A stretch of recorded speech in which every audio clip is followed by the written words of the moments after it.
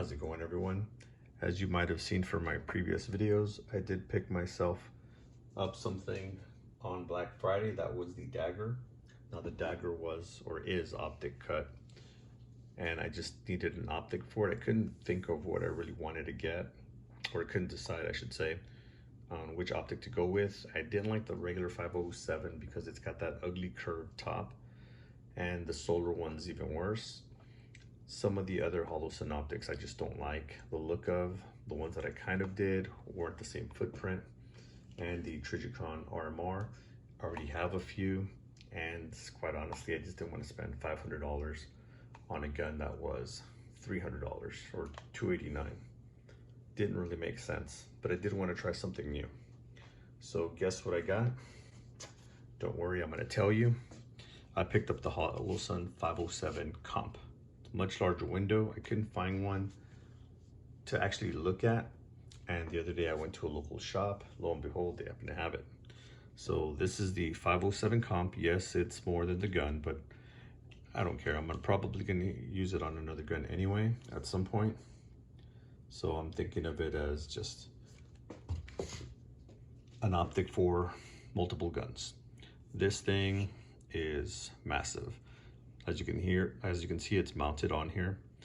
This is the edge of the slide where my fingers are. It does overhang, surprisingly not as much as I would have thought.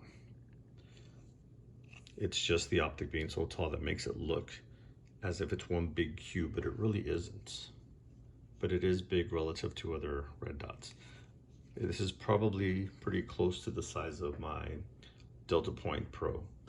I'm in the process of relocating, so I don't have my other guns. Otherwise, I'd bring them out right now, and you could see a comparison side by side of the Leupold with this Holosun and the SRO. Those are the larger red dots that I own that go on pistols.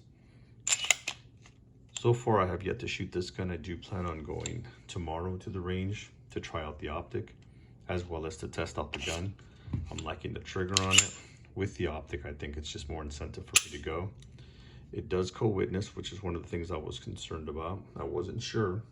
I mean, it does have these pressure height sights, but I just wasn't 100% sure if it would co-witness, because online, the body of this right here looked kind of high, and I thought, well, it's gonna just pretty much cover up to the top of the sights, which of course would mean you're not even able to see your sights.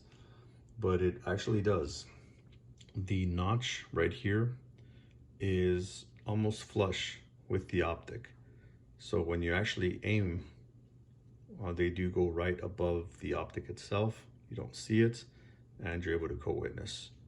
So that's definitely a positive. We'll see how it works out. I'll let you know if I run into any issues. My main concern is with the large window, gas and brass possibly scratching this up. Hopefully it won't, but we'll see. I don't shoot any hand loads or any special ammunition. I typically shoot 115 grain or 124 grain full metal factory ammo. Unlike some YouTubers that shoot like the softest thing they can find with the cleanest powder and claim that everything is always perfect.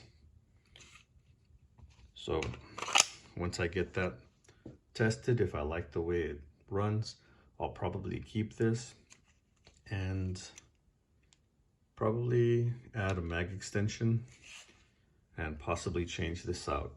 Gen 3 mag releases have always bothered me. I'm left-handed, and they always make these thin and just very pointy. And because I'm holding it with my left hand, it does catch my finger here pretty much every time I grab the gun. So shaving it off is an option, but if this is hollow, which it probably is, it's just gonna make a hole, make it look ugly, so might as well replace it.